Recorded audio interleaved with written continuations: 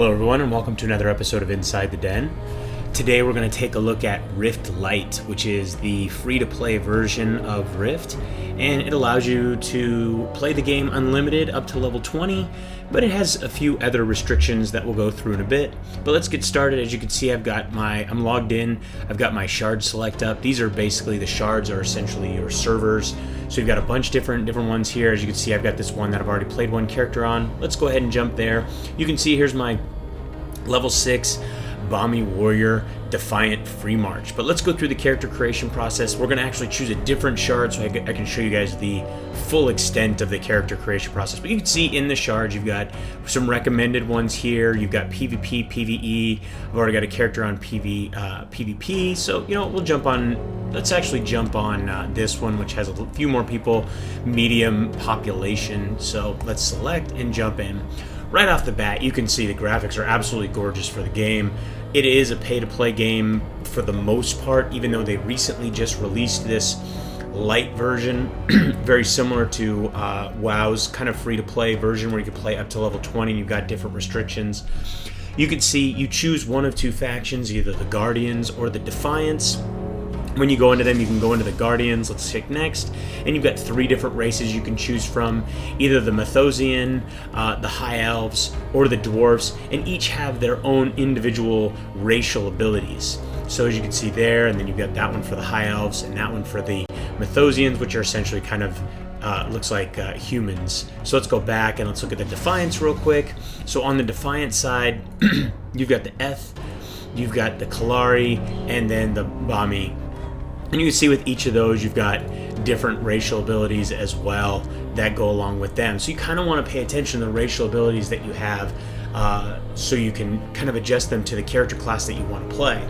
Now, we're going to go ahead and I'm going to go with the Kalari, and I'm actually going to go with female because you guys know what name I'm going to choose. You've got Camouflage, and you've got Legacy of the Fire Islands, which gives you fire resistance, an increased fire resistance by 20. You can see their little backstory here. Cool thing is you can actually see low level, mid level, and high level gear previews.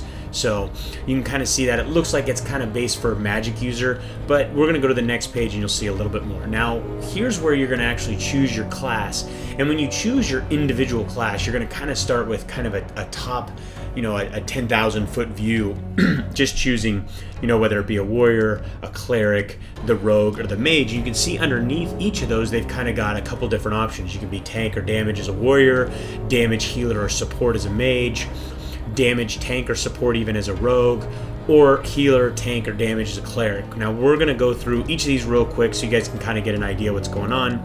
So when you go in here, you can see there's my warrior, and now I've got 4 different options. I can choose the destroyer, I can choose the pathfinder, the defender, or the dark thane.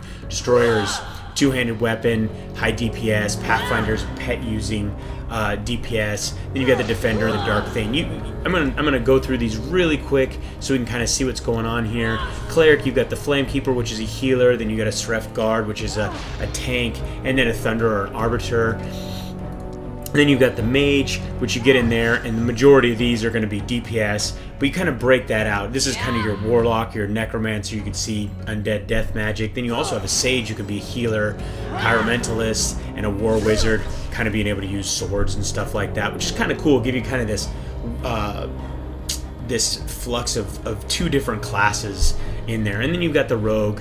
And let's go in there real quick. You've got the Huntsman, the Shadow Stalker, the Planar Sentry, and the Battle Bard, which is your support. So, I mean, some really cool classes here when it breaks down. You see with each of them having 4, you've got essentially 16 different classes that you can choose from.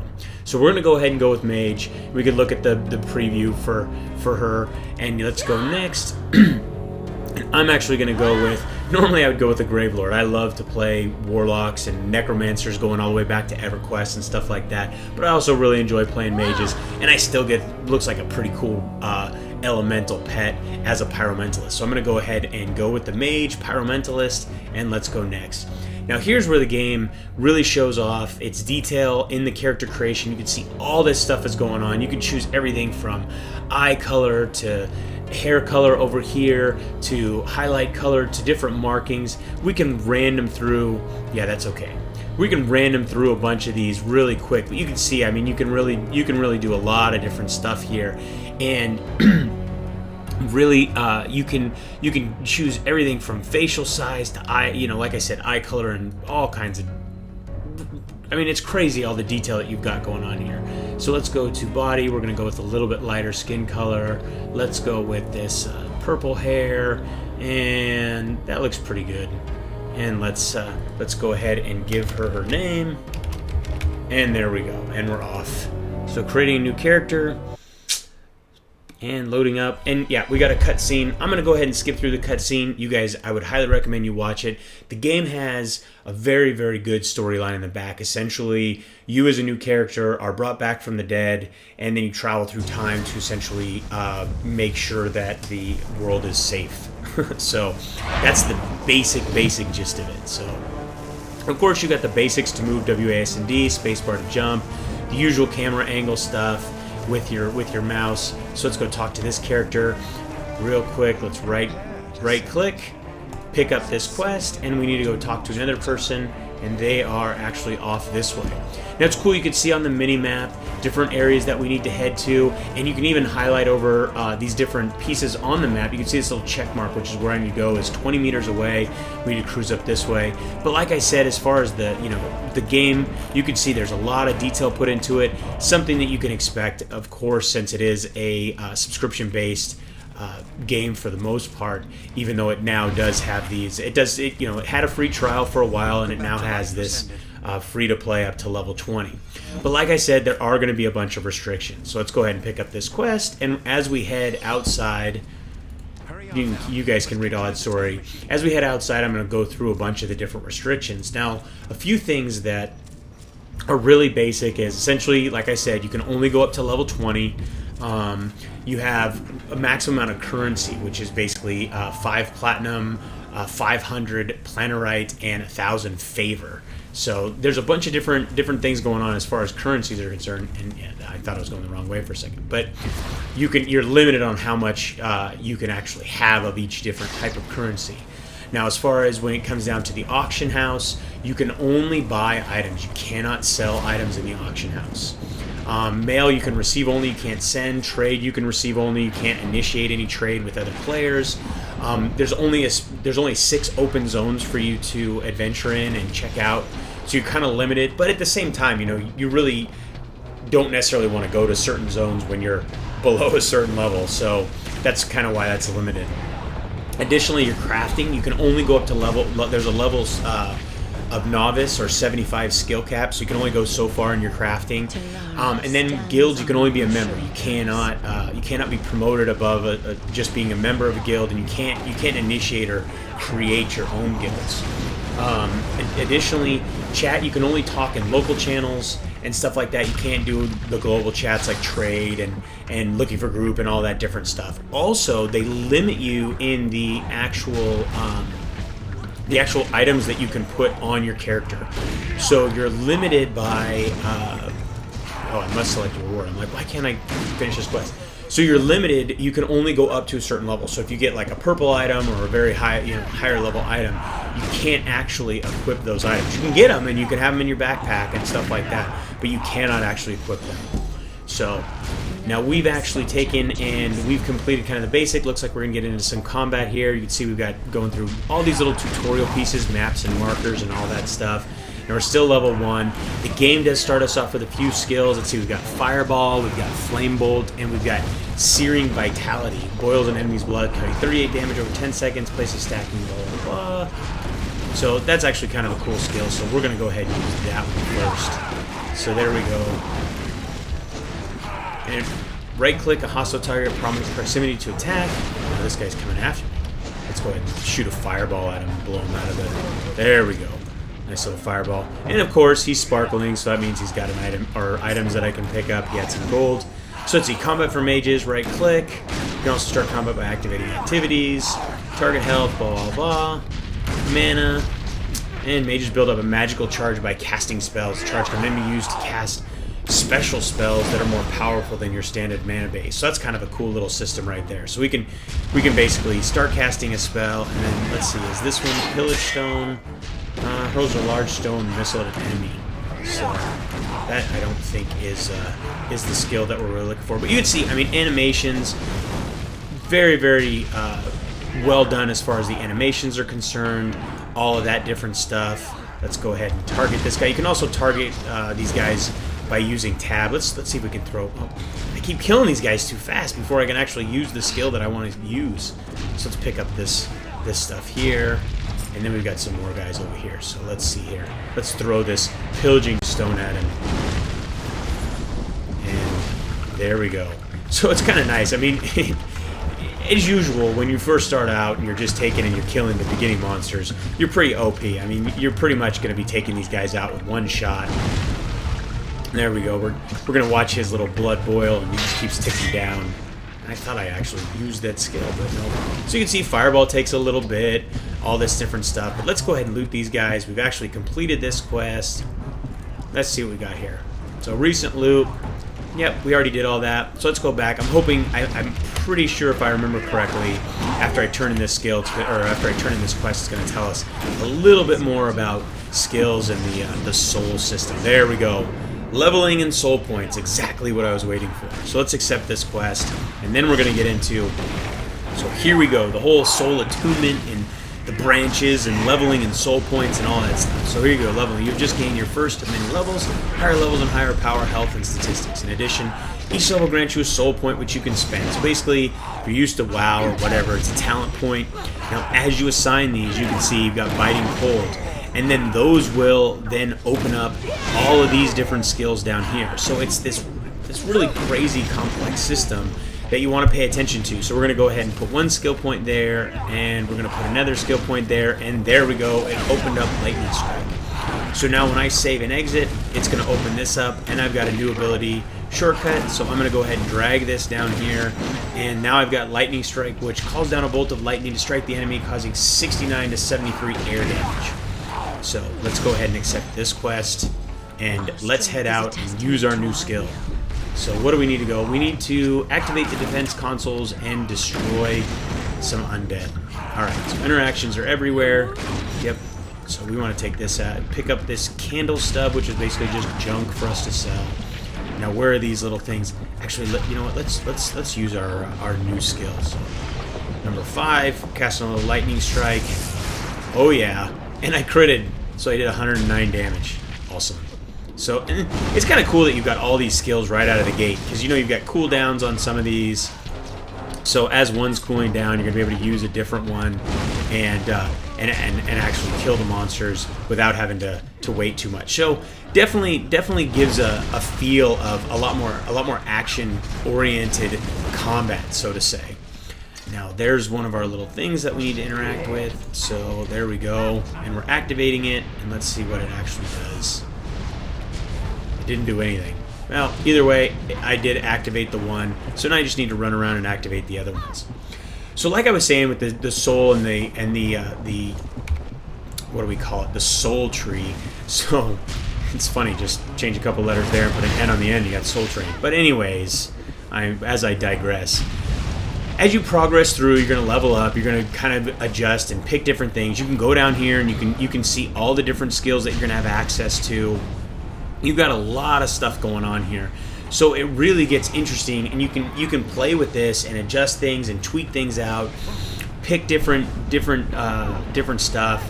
You can see the calling purpose, Pyromentalist, you can change things up, and actually shows you more exactly how you want to adjust, or if you want to follow this.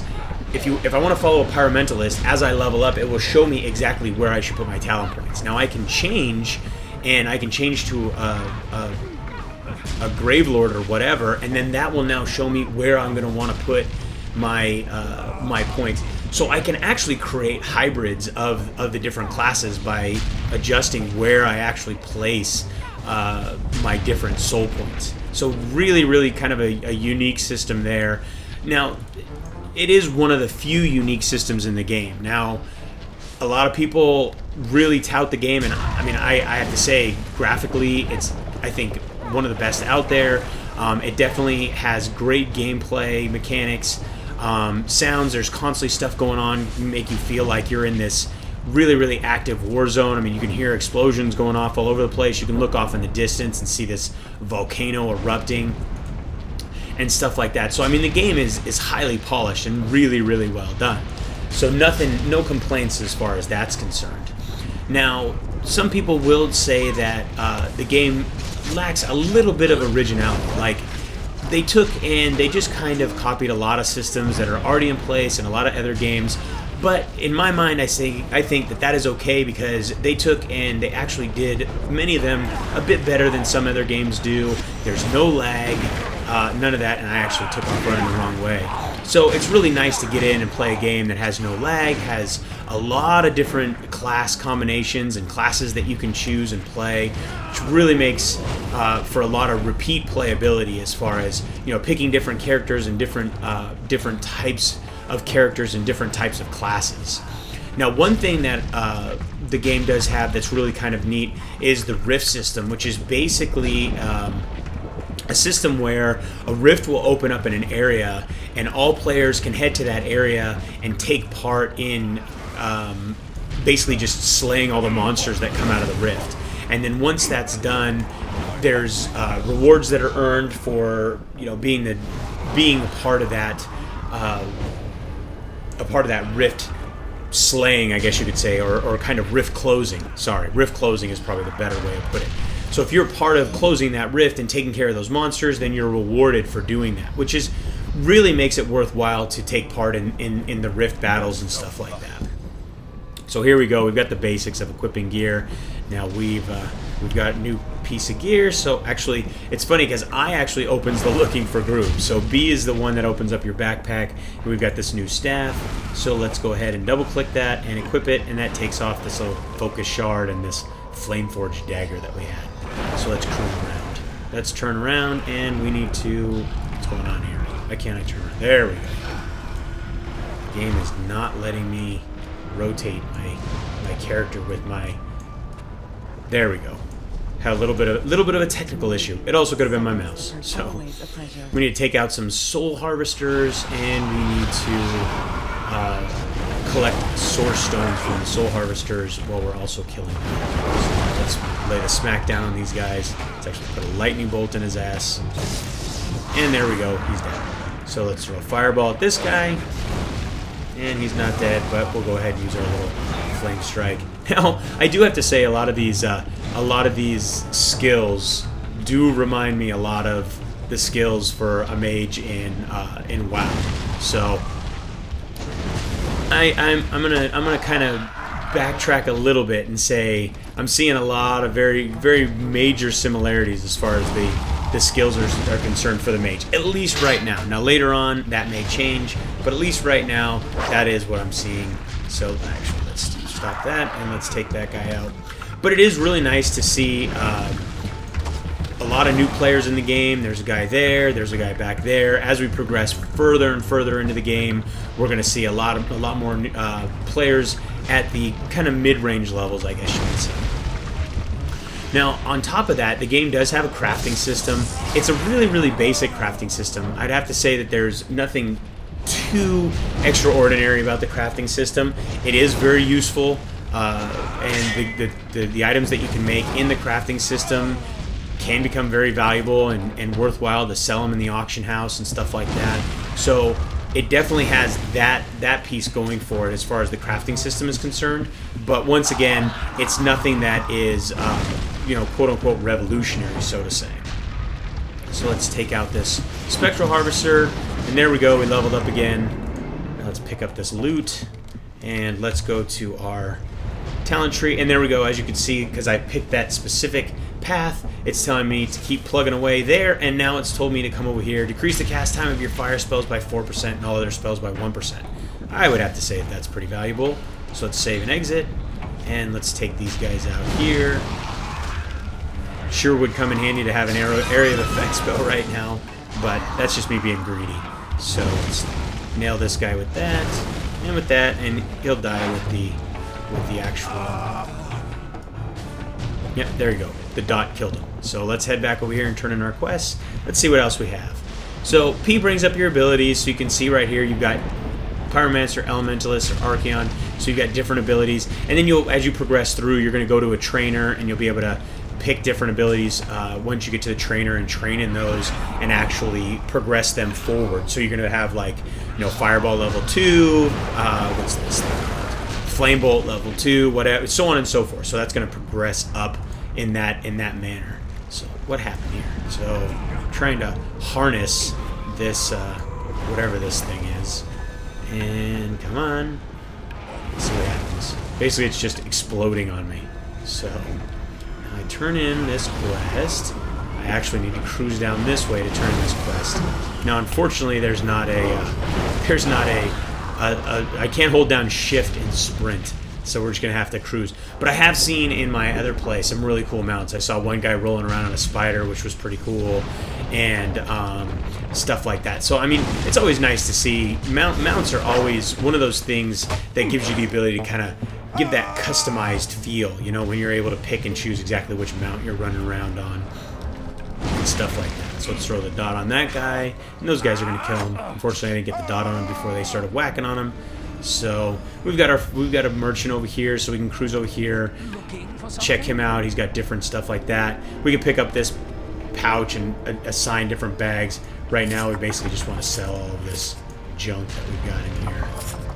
All right, so this can't be sold, so it gets dumped. So there we go. And drinking water, we're going to keep all that stuff. So let's go over here and turn in our quests. I take orders from neither man nor God. But as you progress through here, you're going to progress through this beginning area, and it'll take you probably, I don't know, I'd say probably about maybe an hour or so to progress through the beginning area, and then you'll continue through to the next kind of zone, so to say, and once you get there, it kind of spreads out and a lot more. It really gets into more of the kind of war feel, and that's where you're going to pick up your first crafting skill, stuff like that, whether it be mining or foraging or all that different stuff. I'm going to run through these hotkeys real quick. You got O for social. It's the I, like I said, for looking for a group. Can we actually do that right now? Let's see. Dungeons. Damage. Pick one.